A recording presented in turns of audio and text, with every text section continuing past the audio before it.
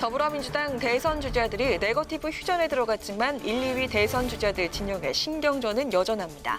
이낙연 후보 측이 제안한 1대1 무제한 토론 요구에 이재명 후보 측은 부정적인 입장입니다. 국민의힘이 대선 예비 후보 토론회를 놓고 갈등을 빚고 있습니다. 경선준비위원회의 월권 논란도 제기됐는데 참석 여부가 불투명했던 윤석열 후보 측은 참석을 적극 검토하겠다는 입장을 밝혔습니다. 징벌적 손해배상제를 담은 언론중재법 개정안의 국회 문체위 처리가 불발됐습니다. 허위 조작 보도에 고의 중과실 기준 등을 놓고 여야가 첨예하게 대립하고 있는데 쟁점들을 살펴봅니다. 정치 사회적 이슈를 분석해보는 뉴스앤 이슈. 오늘은 네거티브 공방에서 정책 경쟁으로 전환된 민주당의 대선 경선과 집안 싸움으로 격화되고 있는 국민의힘 대선 경선 준비 상황에 대해서 짚어봅니다.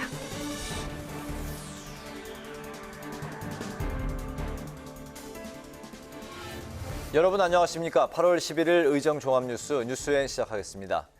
더불어민주당 이재명, 이낙연 예비후보 간 신경전은 네거티브 중단 선언 이후 소강 상태를 보이고 있는데요.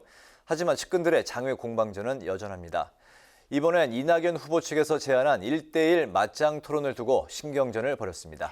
이런 가운데 6명의 예비 후보들 잠시 후 TV 토론에 참여하는데요. 후보들 간의 네거티브 공방이 재연될 가능성이 제기됩니다. 홍예진 기자가 보도합니다. 이재명, 이낙연 후보 간 네거티브 휴전 선언에도 불구하고 측근들을 중심으로 한 신경전은 계속되고 있습니다. 특히 당내 지지율 1위 이재명 후보를 잡기 위한 이낙연 후보 측의 압박이 거셉니다. 앞서 이낙연 후보 측은 주자들 간 1대1 무제한 토론을 제안했는데 연일 이재명 후보의 수용을 촉구했습니다. 최인호 의원은 자신의 SNS에 지금의 6자 토론은 네거티브 토론을 피할 수 없다며 1대1 맞짱 토론을 통해 정책 검증을 해야 한다고 주장했습니다. 이낙연 후보 측의 맞짱 토론 제안은 차분한 언변 능력이 있는 이 후보에게 유리하고 경선을 1대1 구도로 끌고 갈 수 있다는 판단에 따른 것으로 보입니다. 이재명 후보 측은 공식 입장은 밝히지 않았지만 부정적인 기류가 강한 것으로 알려졌습니다. 한 캠프 관계자는 선관위 결정에 따르겠다면서도 공식적인 TV 토론 횟수도 적지 않은데 추가로 15번의 토론을 하는 것은 비현실적이라고 말했습니다. 정세균, 박용진 후보는 충분한 시간을 갖고 상호 토론을 해야 정책 역량을 충분히 보여줄 수 있다며 찬성했고 추미애, 김두관 후보는 공식 입장을 내지는 않았습니다. 이와 관련해 이상민 선관위원장은 캠프별로 의견이 다르다며 다음 주 선관위 회의에서 의견을 모은 뒤 결정하겠다고 밝혔습니다. 이런 가운데 이낙연 후보는 오늘 서울대를 제외한 지역 거점 국립대학의 등록금을 단계적으로 없애겠다며 교육 분야 공약을 발표했고 서울대 이외의 지역 거점 국립대를 등록금 없는 대학으로 만들겠습니다. 우선 등록금 부담을 절반으로 줄이고 5년 안에 무상화를 시행하는 등 단계적으로 추진하겠습니다. 이재명, 정세균 후보 등은 잠시 후 예정된 경선 3차 TV 토론을 위해 별도의 일정을 잡지 않고 토론 준비에 집중했습니다. 국회방송 홍혜진입니다. 국민의힘에서는 대선 예비후보 등록 전 토론회를 추진하면서 당내 일부 반발이 나오고 있고 참석 여부를 놓고도 후보들 간에 논란이 분분합니다. 특히 윤석열 예비후보의 참석 여부를 놓고 여러 말들이 나왔는데 윤 후보는 오늘 참석을 적극 검토하겠다고 밝혔습니다. 야권 소식은 박지영 기자가 전합니다. 국민의힘 경선준비위원회가 구상한 대선 예비후보 토론회를 놓고 지도부 내에서도 의견이 엇갈리고 있습니다. 이준석 대표는 경선준비위 주최로 오는 18일 부동산 정책을 주제로 한 후보 토론회를 열겠다는 방침이지만 김재원 최고위원은 경선준비위의 월권이라고 비판했습니다. 서 합동 토론회 또는 TV 토론 이런 것이 선거관리위원회의 업무고, 근데 그것을 경선준비위원회가 하겠다고 나서는 기본적으로 그런 일은 권한에 있지도 않는 내용이지만 그런 일을 지금 벌이는 이유도 저는 이해가 가지 않아요. 대선 예비후보 간 입장도 엇갈리고 있습니다. 연이은 당 행사 불참으로 지도부 패싱 논란에 휩싸였던 윤석열 예비후보 측에서 이번에도 토론회 참석에 유보적이라는 얘기가 나왔는데 윤 후보는 다시 당에서 공식 요청이 오면 적극 검토하겠다고 밝혔습니다. 그러면서 이준석 대표와 갈등을 빚을 이유가 없다며 불화설을 일축했습니다. 그래서 제 입장에서는 갈등할 아무런 이유가 없고 그동안도 잘 소통을 해왔고. 최재형 후보는 긍정적으로 검토해보겠다는 입장을 밝혔고 유승민 후보 측도 경선 준비의 결정사항을 준수해야 한다고 강조하는 등 대부분 후보들은 참석 의사를 밝혔습니다. 다만 원희룡 후보는 토론회 준비 절차와 관련해 경선 준비에 독단이 선을 넘었다고 비판했습니다. 대선 주자들의 당내 기반 다지기 행보도 이어졌습니다. 윤석열 후보는 당 재선 의원들과 간담회를 가졌고 최재형 후보는 당내 초선 의원 공부 모임에서 강연을 했습니다. 이 밖에 유승민 후보는 공무원 노동조합 총연맹과 정책 간담회를 했고 원희룡 후보는 제주도지사 퇴임식을 갖고 7년간의 임기를 마무리했습니다. 홍준표 예비후보는 오늘 캠프 정책총괄에 재성호 중앙대 법학전문대학원 교수를 영입했다고 밝혔습니다. 국회방송 박지영입니다. 어제 열린 국회 문화체육관광위원회 전체 회의에서 여야는 언론중재법 개정안을 두고 공방만 벌이다 결국 산회했습니다. 여야는 고의 중과실 추정 조항과 기사 열람 차단 청구권 등을 두고 특히 입장차가 큰데요. 무엇이 문제인지 주요 쟁점을 임채원 기자가 살펴봤습니다. 허위 조작 보도에 대해 언론사가 피해자가 입은 손해액의 최대 5배를 배상하도록 하는 언론중재법 개정안. 가장 큰 쟁점은 고의 중과실 추정 조항입니다. 징벌적 손해배상을 적용하려면 고의나 중과실이 있었는지를 판단해야 하는데 판단 기준이 불합리하다는 지적입니다. 언론단체들은 취재 과정에서 법률을 위반한 경우 등을 징벌적 보도로 규정하는 조항은 언론의 정당한 보도마저 위축되게 할 수 있다고 우려했습니다. 또 하나의 쟁점은 기사 열람 차단 청구권입니다.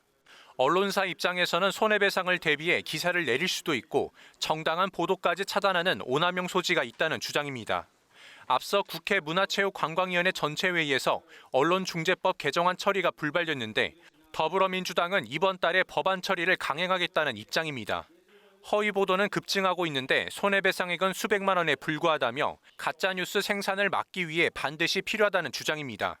언론중재법 스케줄은 전혀 변경할 생각이 없다는 말씀을 이해합니다. 네, 현재로서는 그렇고요. 국민의힘은 언론의 재갈을 물리는 법안이라고 반대하며 민주당이 강행 처리를 시도할 경우 안건조정위원회를 소집해 저지하겠다는 계획입니다. 정부에 대해서 비판적 기사를 내면 전부 가짜 뉴스를 해가지고 5배씩 책임을 물리겠다. 예. 이렇게 하고 있으니 이게 유신 정권 시절에도 없었던 일이다. 정의당도 언론중재법에 반대입니다. 정의당은 사회적 동의를 얻지 못한 법을 강행 처리하는 민주당의 방식에 동의하기 어렵다며 전면 재논의할 것을 촉구했습니다. 국회방송 임천입니다. 언론중재법 외에도 관심이 쏠린 쟁점 법안으로는 종부세법과 국회법 등이 있습니다. 더불어민주당은 오는 25일로 예정된 본회의에서 처리하겠다는 입장인데요. 수술실 CCTV 설치 관련 법안 등도 여야의 입장 차이가 커서 법안 처리 과정에서 진통이 예상되고 있습니다. 김동희 기자가 전합니다. 오는 25일 본회의에서 쟁점 법안을 처리하겠다는 민주당과 논의가 더 필요하다는 야당의 신경전이 팽팽합니다. 민주당은 어제 상임위 간사단 회의를 마치고 서면 자료를 통해 민생 법안 처리를 더 늦출 수 없다고 강조했습니다. 민주당이 내세운 쟁점 법안은 언론중재법을 포함해 크게 3가지입니다. 여야 입장차가 가장 첨예한 법안은 허위 조작 보도에 징벌적 손해배상을 적용하자는 내용의 언론중재법. 민주당은 개인의 명예를 떨어뜨리고 정신적, 물질적 피해를 주는 가짜뉴스를 막아야 한다는 입장인 반면 국민의힘은 언론 장악이다. 민주당만 빼고 모두 반대하는데 밀어붙일 거냐며 강력 반대하고 있습니다. 종부세법 개정안도 쟁점 법안인데 핵심은 과세 기준이 되는 공제액 설정 방식입니다. 민주당 안은 종합부동산세 부과 대상을 공시가격 상위 2%로 하자는 건데 과세 기준을 억 단위로 반올림하는 이른바 4.4.5입 방안은 여전히 논란입니다. 야당은 종부세 대상이 아닌 가구까지 세금을 내게 될 수 있고 부동산 시장의 예측 가능성을 떨어뜨린다며 반발했습니다. 민주당은 유동수 정책위 의장이 발의한 종부세법 개정안을 오는 17일과 19일에 예정된 조세 소위에서 논의할 예정입니다. 민주당은 국회 법제사법위원회의 권한 축소를 주요 내용으로 하는 국회법 개정안도 처리에 속도를 내겠다는 입장입니다. 21대 국회 후반기 법사위원장을 야당에 양보하기로 한 상황이라 법 개정이 무산되면 당내 반발을 피할 수 없다는 판단에서 나온 것으로 보입니다.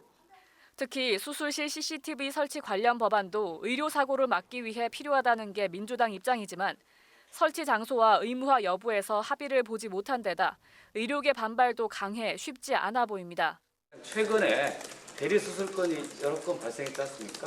국민들의 이 안전, 환자의 보호가 또 자꾸 늦어지고 불행한 일이 생길 수 있다라고 하는 생각에 여당은 빨리 처리할 것을 요구했고요.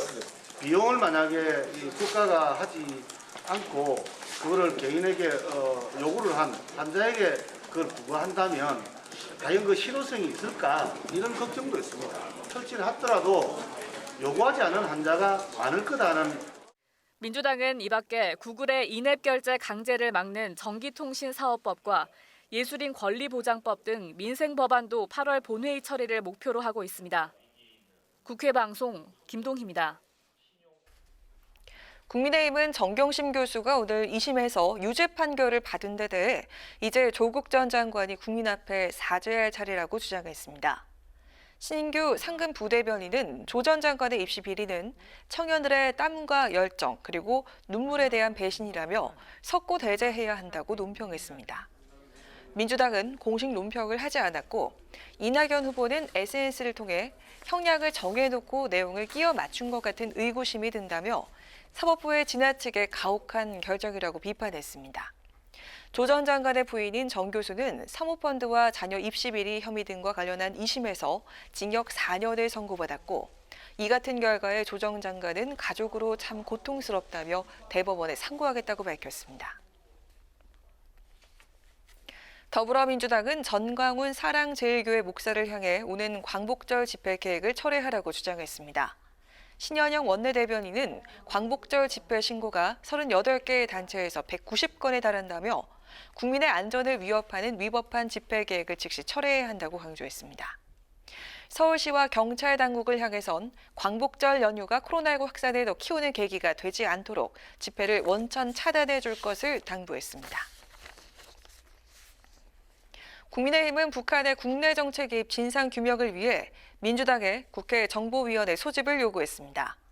정보위 소속 국민의힘 이철규 하태경 의원은 오늘 소통관에서 북한이 지난해 4월 총선에 직접 개입했다는 증거가 청주 간첩단 사건에서 드러났다며 이같이 주장했습니다. 야당의 정보위 소집 요구에 여당 간사인 김병기 의원은 안보를 이용한 정치 공세라고 일축하며 진행 중인 관련 수사가 끝난 뒤에 다루는 게 바람직하다고 반박했습니다. 국회는 오늘 문재인 대통령으로부터 고승범 금융위원장 후보자와 송두환 국가인권위원장 후보자 인사청문 요청안을 접수했습니다. 문 대통령은 은성수 금융위원장이 사의를 표명함에 따라 고 후보자를 내정했고 국가인권위원장 자리는 현 위원장 임기가 한 달 남아 송 후보자를 내정했습니다. 국회는 인사청문 요청안이 제출된 오늘부터 20일 이내에 인사청문을 마쳐야 합니다. 박병석 국회의장은 오늘 오전 의장 집무실에서 김사열 국가균형발전위원장을 만나 메가시티를 통한 국가균형발전을 이뤄야 한다고 강조했습니다. 박 의장은 수도권 중심의 1극 체제에서 다극 체제로 가야 하는데 개별 시도만으로는 경쟁력이 낮기 때문에 메가시티를 만들어야 한다고 말했습니다. 또 2차 공공기관 이전이 실현돼야 국가균형발전에 실질적인 동력이 생긴다고 덧붙였습니다. 김 위원장은 예비 타당성 조사가 서울이나 큰 도시에 유리하다며 지역에도 기회를 주기 위해 균형발전 지표가 반영될 수 있도록 각 부처를 설득 중이라고 답했습니다.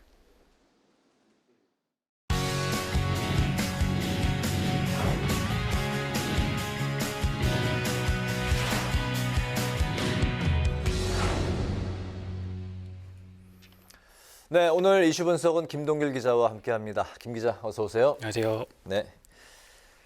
국민의힘 대선 경선 버스 출발 시간이 이제 확정이 됐습니다. 그런 상황에서 당 내부 갈등 소식이 들려오는데 먼저 국민의힘 경선 일정이 지금 어떻게 나왔습니까? 네, 경선준비위원회가 대선 경선 일정을 이제 어느 정도 윤곽을 잡았습니다.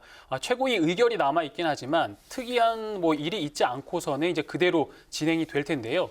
그 날짜별로 좀 내용을 살펴보면 먼저 23일에 선거관리위원회가 출범을 하고요. 30일과 30일 이틀 동안 후보자 등록이 진행이 됩니다. 네. 또 현재 대선 경선에 나서겠다고 밝힌 후보가 한 13명 정도 되는데요. 9월 15일 1차 컷오프에서 8명으로 줄여주고요. 네. 이때는 여론조사 100%로 진행이 됩니다. 10월 8일에는 이제 본경선에 가는 최종 후보가 결정이 되는데 2차 컷오프입니다. 4명이 결정되는데 이때는 당원 투표 30%와 여론조사 70%를 반영해서 결정을 하고요. 네. 11월 9일 국민의힘 대선 후보가 선출이 되는데 이때는 당원 투표 50%, 국민 여론조사 50%를 반영해서 결정을 하게 됩니다. 네, 1, 2, 3차가 이제 그 투표 방식이 이제 다 조금씩 다르네요. 우리가 흔히 말하는 경선 버스 출발한다는 그 시간 일정은 예비 경선 후보 등록 날짜 이거를 이야기하는 거죠. 그러니까 네, 맞습니다. 8월 경선 버스 30일 출발한다는 게 국민의힘은 이제 30일, 그렇죠. 8월 30일에 출발한다고 생각하면 되는 거죠. 네. 국민의힘의 이제 대선 후보가 이제 11월 9일에 확정이 이제 되는데 네. 민주당의 대선 후보는 언제였습니까?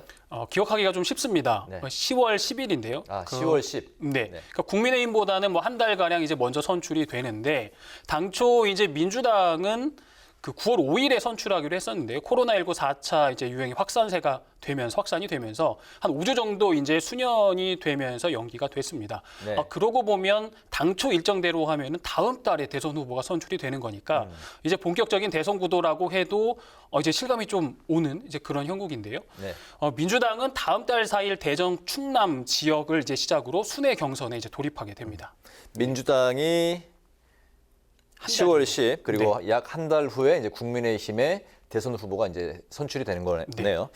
이제 다시 국민의힘 경선으로 이제 돌아와 보면 이번 경선에서는 그 눈에 띄는 대목들이 꽤 있어요. 먼저 이제 토론회 횟수와 방식도 참 다양하고 심층 면접이라는 또 이 방식도 채택을 했는데 이 부분들을 좀 언급해 볼까요? 어제 경준이가 발표한 내용들을 보면 후보 등록을 하고 나면 이제 9월에 접어들기 때문에 농촌 봉사 활동이라는 게 있고요. 또 여기에 비전 스토리텔링 프레젠테이션이라는 것도 이제 후보들에게 주어지게 됩니다.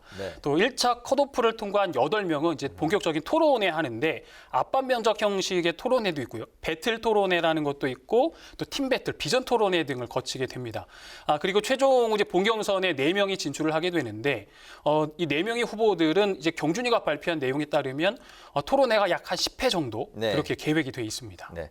토론회가 이제 참 많이 있는 게 이제 특징인데 토론회를 잘 거친 후보가 토론을 잘 하는 후보가 진정한 본선에서 경쟁력이 있다. 이렇게 이준석 대표가 생각을 그쪽에 많이 방점을 두고 있는 것 같아요. 네, 저도 이제 거기에 적극 동의를 하는 바인데 이준석 대표 같은 경우는 토론을 좀 좋아합니다. 그리고 토론을 좀 즐기는 편이고 또 후보자 검증을 위해서는 이 토론을 잘해야 토론자를 거쳐야 이제 정말로 이제 여당의 후보와 붙었을 때 밀리지 않고 어느 정도 정책과 모든 부분들을 알릴 수 있다 이렇게 판단을 하는 것 같습니다.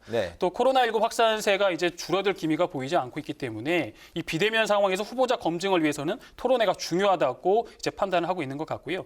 실제로 토론을 하려면 좀 많은 준비가 필요합니다. 지식만으로 이제 아는 것이 아니라 그 지식이 내 것이 돼야 이제 말을 할 때 상대방을 설득을 할 수가 있거든요. 그래서 검증이 필요한 부분들 또 의혹이 제기된 부분들도 이제 토론을 통해서 토론회에서 이제 해명할 수 있는 부분들이 있기 때문에 국민의힘이 이번 대선 경선이 아마 이제 이 토론하는 비중이 굉장히 좀 커 보입니다. 네, 토론회도 많고 또 봉사활동도 있고 농촌 봉사활동. 얼마 전에 또 이제 그 패싱 논란이 있었던 것도 이제 봉사활동이었잖아요. 네, 맞습니다. 이번에 또 이제 경선에서 심층 면접, 또 압박 면접을 하겠다는 건데, 근데 이 부분을 놓고 당내 지금 갈등의 목소리들이 나오고 있다고요. 네, 이번 발표는 이제 경선준비위가 발표를 했는데요. 최고위 의결을 거치는 이제 절차상 문제도 있긴 있습니다. 하지만 이 경준위에서 경선 내용을 이제 만드는 건 월권이 아니냐 이런 건 이제 선관위나 아니면 최고위에서 경선 룰을 정한다든지 원칙들을 정하게 되는데 경선준비위원회에서 이런 것까지 다 하면 이거는 조금 이제 권한을 너무 행사했다. 뭐 이렇게 좀 판단하는 목소리들이 있는 건데요. 먼저 논란의 불씨가 다음 주입니다. 18일과 25일 정책 토론회를 개최하겠다고 발표를 했는데 네. 여기에 이제 윤석열 예비후보 측에서 의문을 좀 제기했습니다. 이유는 선관위가 아닌 경준이가 토론회를 개최하는 게 맞지 않다는 거고요. 네. 그래서 이 장제원 캠프 총괄실장도 당에서 정식으로 공문이 오면 원칙과 기준을 통해서 참석자를 정하고 또 어떻게 토론을 할지 얘기를 들어보겠다 하면서 유보적 입장을 밝혔는데 이에 대한 또 논란이 좀 많이 벌어지니까 오늘 윤석열 후보가 이제 직접 입장을 밝혔는데요. 이 논란에 대해서는 적극 검토하겠다. 나는 뭐 그 토론에 참여 안 할 입장이 아니다. 뭐 이렇게 하면서 좀 어느 정도 또 불씨는 또 잠재웠는데요. 네. 이에 대해서 이제 김재현 최고위원이 목소리를 냈는데 토론회를 포함한 경선 프로그램은 당 선관위가 정해야 한다. 근데 경준이가 이 대표의 뜻에 따라서 선관위처럼 활동하고 있다. 어떤 이제 불만의 목소리도 냈고요. 또 원희룡 후보 같은 경우는 경준이 아이디어 상당 부분이 이 대표에게 나온다는데 이제 심각한 문제가 있다. 이렇게 문제 제기도 했습니다. 네. 경준이는 이제 경선을 위한 준비를 하는 기구인데 왜 여기서 선관위에서 해야 하는 것까지 하느냐 이런 부분들이 아마 이제 논란의 중심이 있는 것 같습니다. 네. 뭐 그 주자들 간의 토론회가 많을수록 피곤한 건 지지율 1위 후보인데 아무래도 이제 공격을 많이 받을 수밖에 없기 때문에 네. 경선이 그 준비 과정에서 이 대표의 의지가 많이 반영됐다 이런 이 부분에 대해서 이제 그 당내 다른 주자들 그 캠프에서 지금 불만의 목소리가 나오고 있는 거잖아요. 여기에 대한 그 이준석 대표의 반응도 있습니까? 예, 반응 당연히 있는데요. 그 전에 앞서서 이 정치 신인들이 이 토론에 참석한다는 건 좀 부담이 있습니다. 그 네. 지지율 1위를 달리고 있는 윤석열 후보 같은 경우는 아마 그렇겠죠. 예, 아무래도 좀 시간이 필요한 부분이 네. 있기 때문에 아무리 여기에 벼락 대해서 공부를 했다고 해도 네, 그래서 바로 내가 참여하겠다 이렇게 하지는 못하고 있는 것 같고요. 이것도 네. 경준이 회사이기 때문에 본경선에 들어갔을 때는 뭐 당연히 이거 의무적으로 참석해야 될 부분이 있습니다. 네. 여기에 대해서 이제 이준석 대표가 어떻게 반응을 했냐면 지금 휴가 중이잖아요. 그 네. SNS를 통해서 지도부 권한을 위임받은 경준이가 경선 기획을 하는 것은 당연하다. 근데 경선의 공정한 관리 또 흥행을 위해서 경준이가 이렇게 준비한 것들에 대해서 후보들은 무리한 언급을 안 했으면 좋겠다. 이런 좀 경고성 발언도 좀 날렸습니다. 그렇군요. 네. 당장에 다음 주 이제 18일 오늘이 11일인가요? 네, 맞습니다. 네, 딱 일주일 후 다음 주 이제 수요일에 정책 토론회가 열린다는 건데 만약에 이제 후보들이 이런저런 뭐 사정을 이야기를 하면서 참여를 안 하게 되면은 어떤 일이 생기는 겁니까? 네, 특별히 이제 강제성이 있는 건 아닙니다. 지금은 이제 후보 등록을 한 게 아니라 예비 후보 등록을 해놓은 상태이기 때문에 네. 굳이 뭐 안 한다고 해도 문제가 없기는 한데 근데 그 지난주 이제 문제 논란도 있었잖아요. 쪽방촌 봉사라든지 네. 아니면 경선 후보 이제 회의가 있었을 때도 당시에 이제 윤 후보나 이제 최 후보 같은 경우는 참석을 안 했거든요. 네. 여기에 대한 논란도 있었기 때문에 이번에도 참여를 안 한다면 후보들은 지금 조금 이제 그 당과 좀 부딪히는 모습들이 비춰지기 때문에 제가 봤을 때는 참여를 할 것 같고요. 그런데 네. 이제 문제는 예비 후보가 13명입니다. 근데 어떤 토론을 하더라도 네. 13명의 후보가 이제 생산적인 토론을 한다는 건 좀 쉽지 않고요. 이게 정책 토론회이기 때문에 자신들의 정책들을 말하고 여기에 대해서 의견들을 주고받는 뭐 그 정도 선의 이제 토론이 되지 않을까 이제 뭐 그렇게 판단을 좀 하고 있습니다. 2시간의 뭐 토론 시간을 준다고 해도 후보가 13명이면 10분도 채 한 사람 앞에 주어지는 시간이 안 되겠군요. 네. 네, 알겠습니다. 오늘 그 이슈 분석에서는 여야 대선 후보 선출 일정 그리고 국민의힘 경선준비위원회 월권 논란을 중심으로 분석해봤습니다. 김동길 기자 수고했습니다.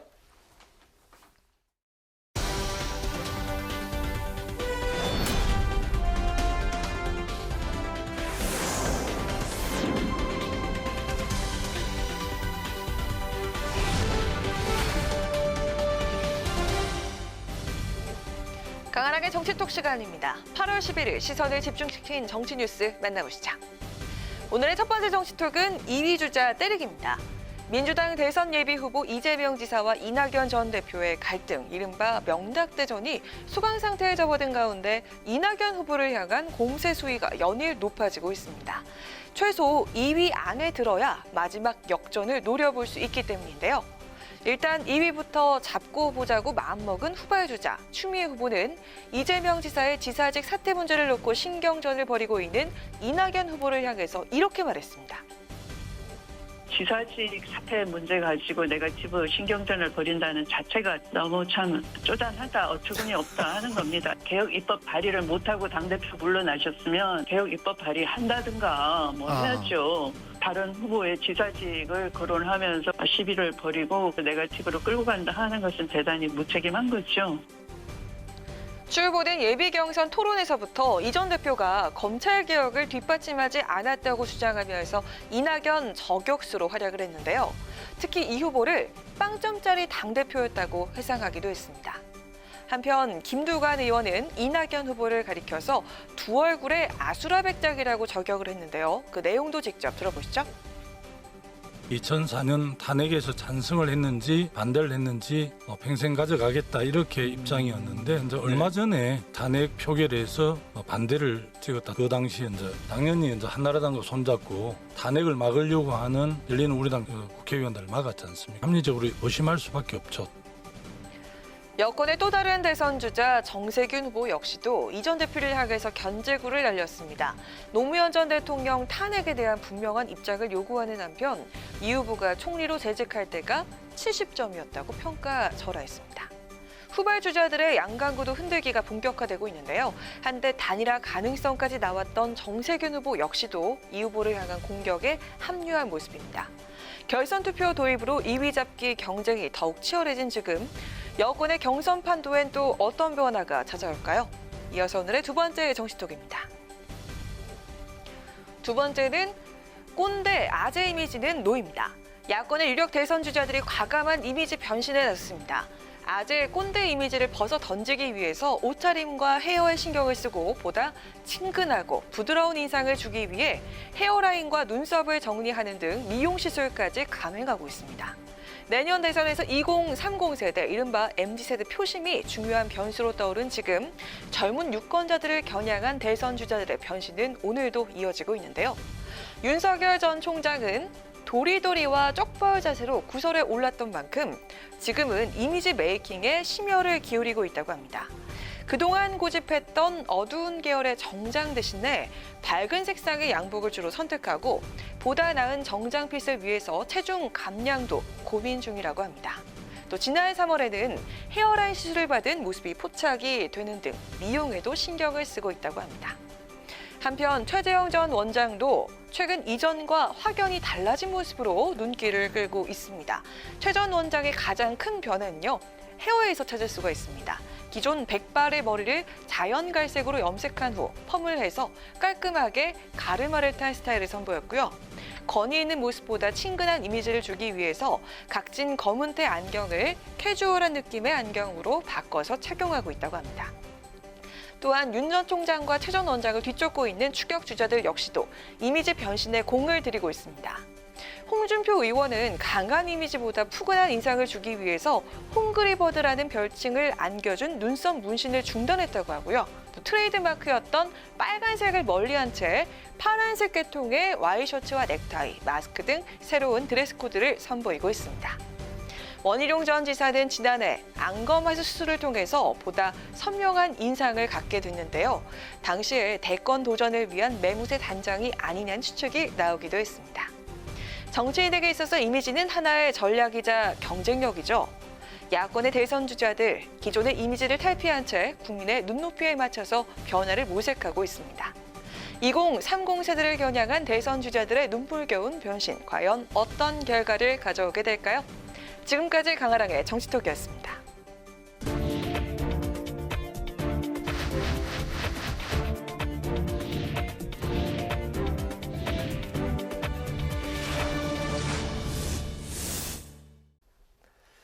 네, 이번 순서는 정치 사회적 이슈를 분석해보는 뉴스앤 이슈입니다. 매주 수요일 저희와 함께 하시는 두 분, 최진봉, 장성철 교수 두 분 나오셨습니다. 어서 오십시오. 안녕하세요. 네.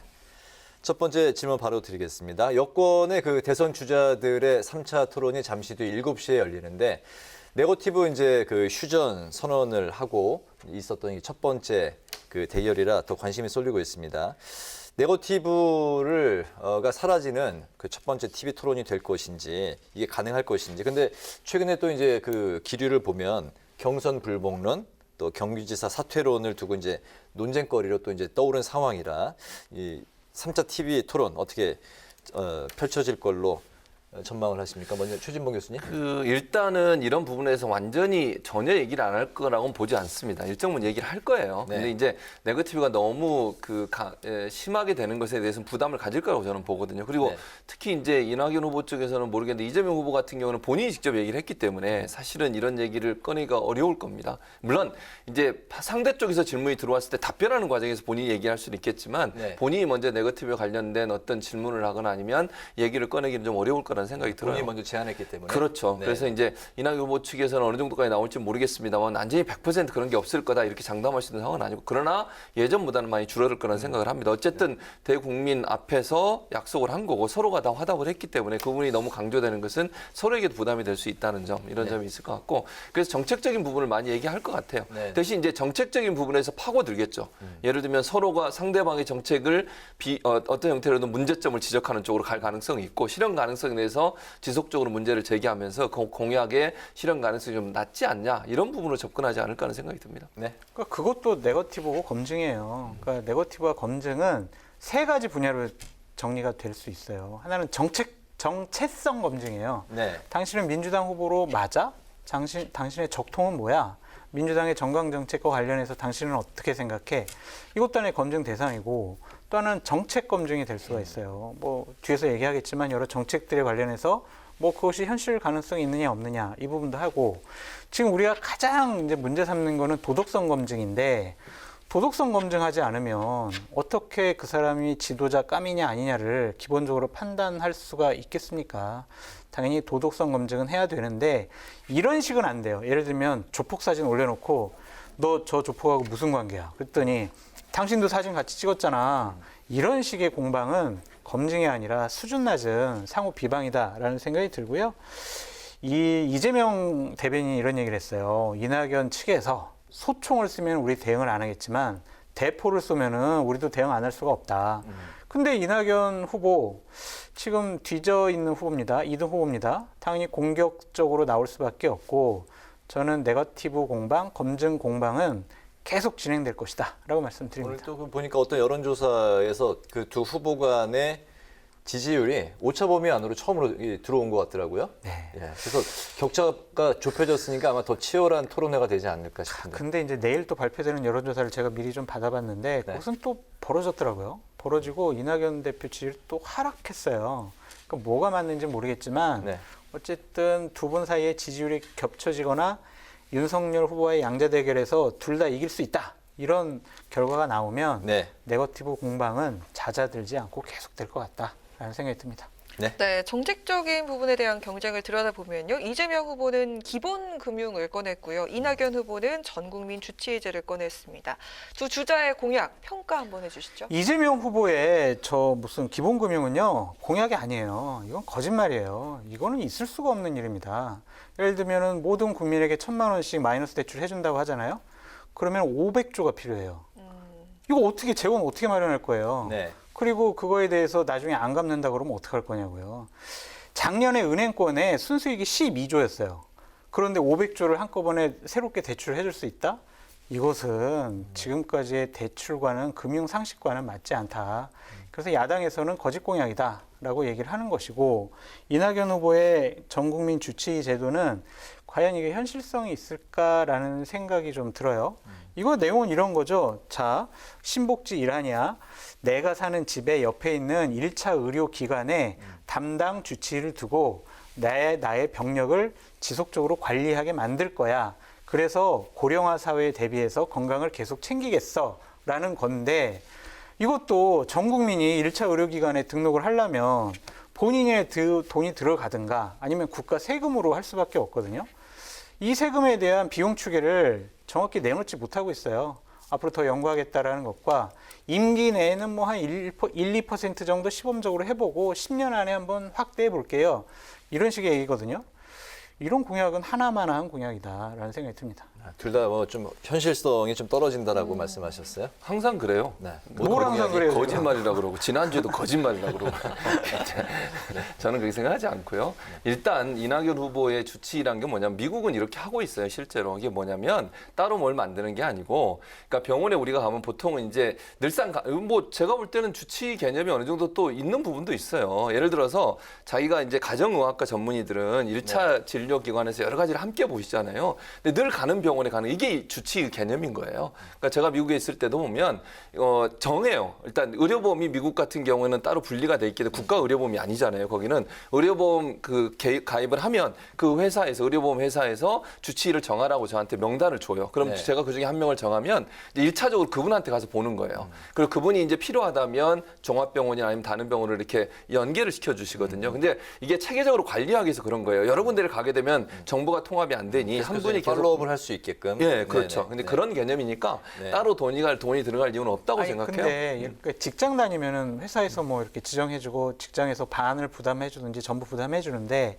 직장이 없는 분들 있잖아요. 은퇴자들 같은 경우엔 그런 분들은 자기 비용이 들어가지 않습니까? 아니, 자기 비용이 들어가는 게 아니고요. 어차피 우리가 가면 이제 건강보험료가 지급이 되잖아요. 그러니까 1차적으로 내가 어느 병원을 가겠다는 걸 이제 지정을 해놓는 거예요. 자기가. 예를 들면 동네에 가정의학과 또는 말씀하신 거 직장이면 직장에 있는 어느 의학병원에 가겠다. 그럼 거기 1차적으로 가서 그러면 그분은 이제 알잖아요. 예를 들면 신동엽 아나운서 오시면 이분은 어떤 지금까지 어떻게 계속 보시니까 그걸 이제 팔로우업을 하게 되면 훨씬 더 조치가 빨라지고 또 체계적인 관리가 가능해진다는 얘기예요. 그러니까 따로 돈이 들어가는 건 아니고요. 어차피 거기 가서 돈을 내시면 일부는 건강보험이 지급하고 일부는 본인이 내는 거잖아요. 어느 병원 가든지 내는 비용을 내는 거니까 따로 금액이 들어간다고 보지는 않습니다. 네, 알겠습니다. 다음 질문 또 드릴게요. 오늘 이제 토론은 통일 외교 정책이 이제 주 검증 사안이 될 텐데요.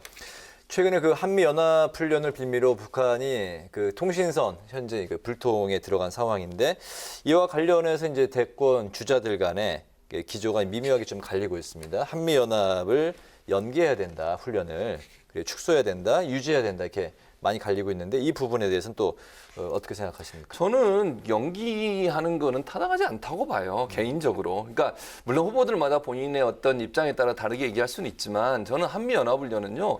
연례적으로 계속 해왔던 거예요. 이게 뭐 갑자기 생긴 것도 아니고 또 하나는 한미연합훈련은 이게 방어적 성격으로 한다는 우리가 계속 천명을 했던 거 아닙니까? 이게 완전 원칙이 어긋나면 계속 북한은 이 문제 가지고 문제를 제기할 수밖에 없어요. 상황에 따라서. 거긴 저는 그건 안 좋다고 봅니다. 그러니까 저는 모르겠어요. 입장에 따라 그렇게 얘기를 하시는데 저는 그건 바람직하지 않다고 봅니다. 한미연합훈련이라고 하는 것은 원래 연례적으로 해왔고 또 북한은요. 한미연합훈련 할 때마다 계속 시비 걸어서 한 번도 시비 안 건 적이 없습니다.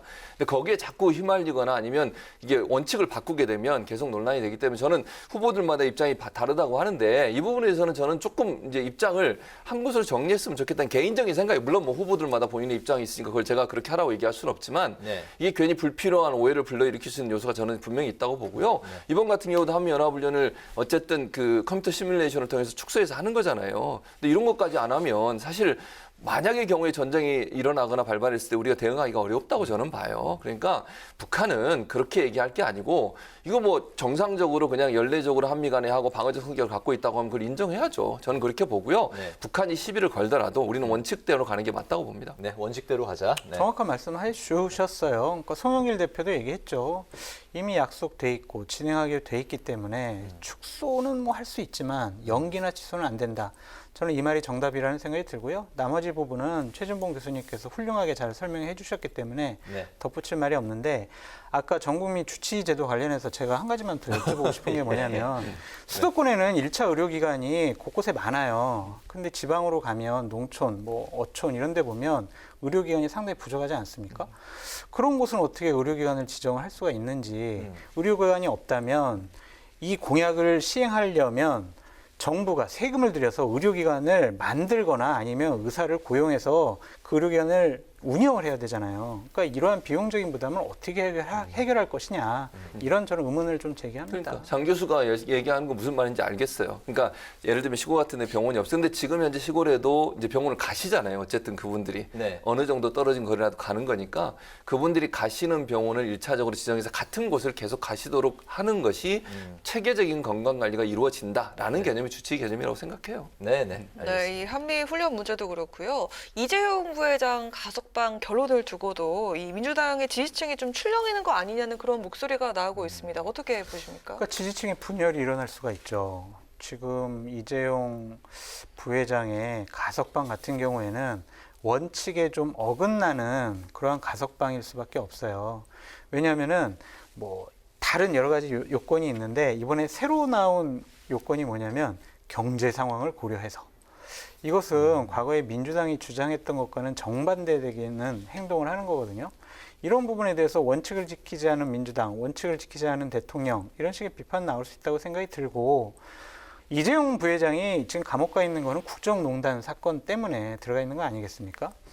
지금 민주당 지지층 같은 경우에는 박근혜 대통령이라고 하면 상당히 좀 감정이 격해 있는데 그분과 관련된 분을 가석방해줬다?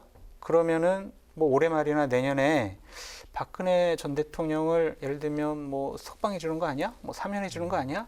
그런 얘기까지 확대될 수 있잖아요. 그거에 대해서는 상당히 좀 불쾌하고 반대하는 입장이 많은 것 같아요. 네. 이 부분과 관련해서도 후보들 간의 의견이 다르더라고요.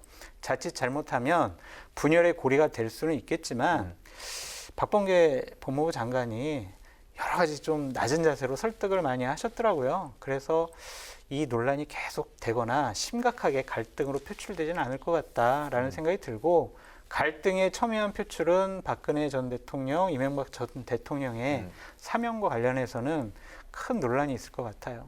네, 이재용 부회장 사면으로 갔고 갈등이 크게 뭐 표출될 거는 아니다라고 말씀하셨어요. 저도 그렇게 생각해요. 특별히 갈등이 그렇게 크게 증폭되지는 않을 거예요. 그러니까 이제 강성 지지층이나 시민사회단체들은 반대를 하고 있어요. 왜냐하면 이게 이례적인 거 분명히 맞아요. 왜냐하면 지금까지요. 이게 물론 지금 그 60% 이상의 형기를 마치면 대상이 된 걸로 했잖아요. 근데 네. 현재 그 통계적으로 보면 70% 이하로 형기를 마친 사람이 가석방 된 경우가 전체 0.6%예요. 아주 이례적인 것이고 또 대부분 이제 그분들은 생활범죄, 그러니까 너무 어려워서 힘들어서 이제 범죄를 저지른 분야 재범의 가능성이 낮은 분들을 주로 그렇게 풀어줬었는데 이재용 부회장이 거기에 포함이 되면서 논란이 좀 있는 것 같습니다. 그래서 그리고 이제 이재용 부회장한테 지금 다른 재판 2개를 또 받고 있는 상황이잖아요. 네. 이런 여러 가지 상황을 봤을 때 이제 그런 불만이 있을 수 있다고 저는 보고요. 다만 그럼에도 불구하고 이제 대선 후보들은 이 부분에 대해서 그런 여러 가지 비판과 그런 게 있음에도 불구하고 경제 상황 이런 걸 봤을 때 또 국민들 여론조사 결과를 보면 또 대체적으로 이제 가석방하는 쪽으로 찬성하는 비율이 좀 높은 걸로 나오고 있잖아요. 이제 이런 부분들을 고려하기 때문에 크게 문제 삼을 거라고 보지는 않고요. 그러나 이제 어쨌든 강성 지지층의 그 지지를 좀 끌어내야 되기 때문에 거기에 대한 비판적 입장을 보일 수는 있다고 봅니다. 네, 알겠습니다. 다음 그 야권 상황을 살펴보겠습니다. 저희가 이제 준비한 화면을 보고 이야기를 이제 나눠갈 텐데요. 제1야당 1, 2위 대권 주자인 윤석열, 최재형 후보 오늘 당내 스킨십 경쟁에 나섰습니다. 화면부터 보시죠.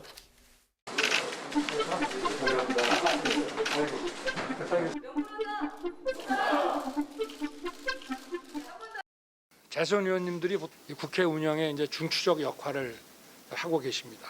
최전방에서 싸우시면서 악전 고투를 해오신 것을 저도 국민들과 함께 다 지켜봤고 참 감사한 마음과 또 고생하신 거에 대한 위로의 말씀을 좀.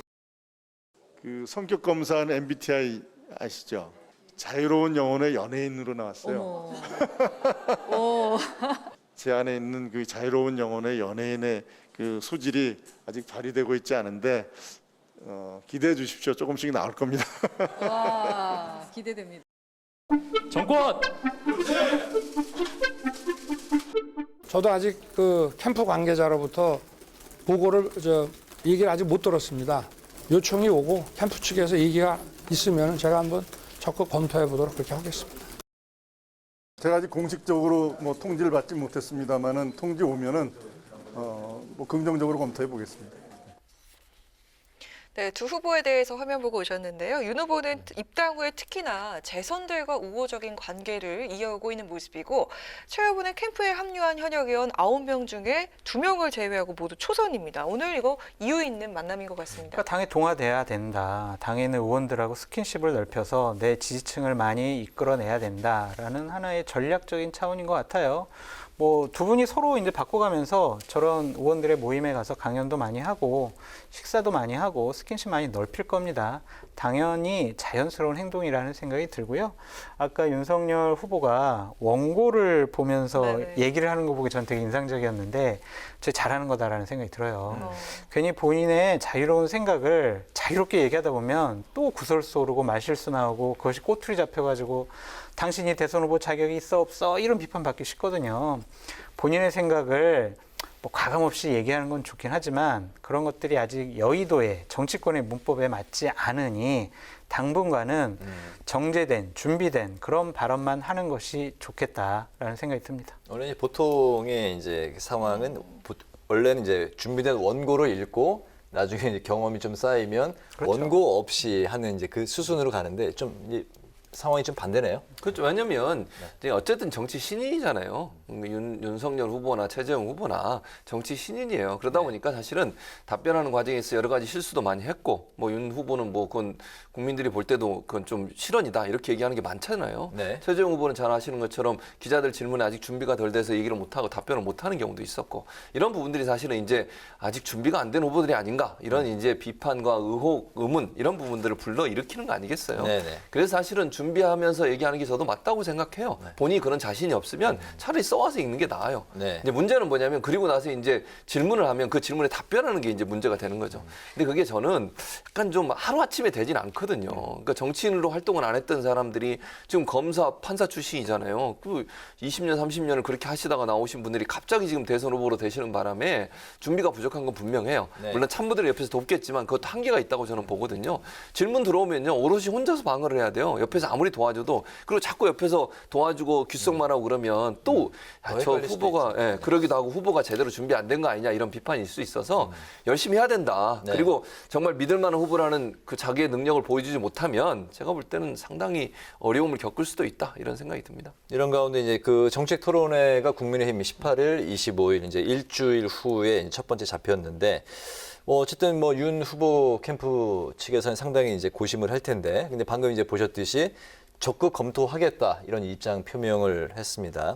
불참을 한다면 또 이제 뭐 지도 패싱 이야기로 또 비판을 받을 수도 있는데 만약 두 분이 윤석열 후보라면 이 TV 토론회에 대한 선택 어떻게 하시겠습니까? 저는 가야 된다고 생각해요. 하게 되면. 그러니까 아무리 불만이 있어도 만약에 본인만 한 거 다른 분들 다 간다고 생각을 해보세요. 최재형 후보 같은 경우 제가 볼 때 갈 가능성이 높다고 보여지거든요. 왜냐하면 대표 중심으로 가야 되고 적극적으로 자기는 이제 당과 함께 하겠다고 해서 먼저 또 입당을 했잖아요. 네. 그런 상황이라면 당에서 결정한 문제에 대해서 본인이 보이콧을 할 가능성이 낮다고 보여요.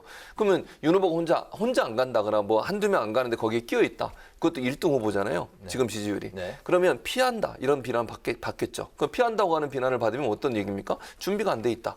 이런 이미지가 생길 수 있어요. 그리고 이제 아량을 베풀어야 되는 거잖아요. 어쨌든 제일 앞서가는 후보가 안 온다 그러면 당과 갈등이 더 증폭되는 요소로 작용할 수 있기 때문에 본인한테 유리하게 작용될 게 없다고 저는 봐요. 그래서 울며 겨자 먹기. 본인이 아직 준비가 안 됐어도 이건 가야 될 수밖에 없는 상황으로 갈 가능성이 높다 저는 그렇게 봅니다. 네. 가야 된다고 생각을 해요. 안 가면은 두 가지 이제 비판을 받을 수가 있어요. 하나는 이준석 대표한테 나를 진짜 무시하는구나. 두 번이나 지금 참여 안 했는데 네. 이번 세 번째까지 진짜 나를 무시하네라는 생각을 줄 수가 있고 또 하나는 거봐 자신 없지. 정책 준비 안 됐지. 토론회 가서 많이 혼날 것 같으니까 두렵지. 이런 비판 받을 수가 있어요. 이 둘 다 윤석열 후보에게는 안 좋아요.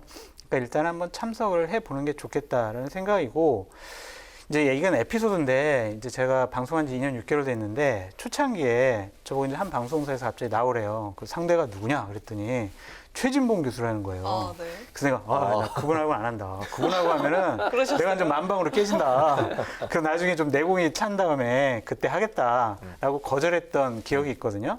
윤석열 후보에게도 그런 생각이 있을 거예요. 가면 13대 1로 싸울 거다. 13명이 나를 완전히 난타시킬 건데 내가 거기서 제대로 된 답변을 못하면 과연 국민들이 어떻게 생각을 하겠느냐. 그런 걱정과 두려움도 있다라고 생각됩니다. 네. 네.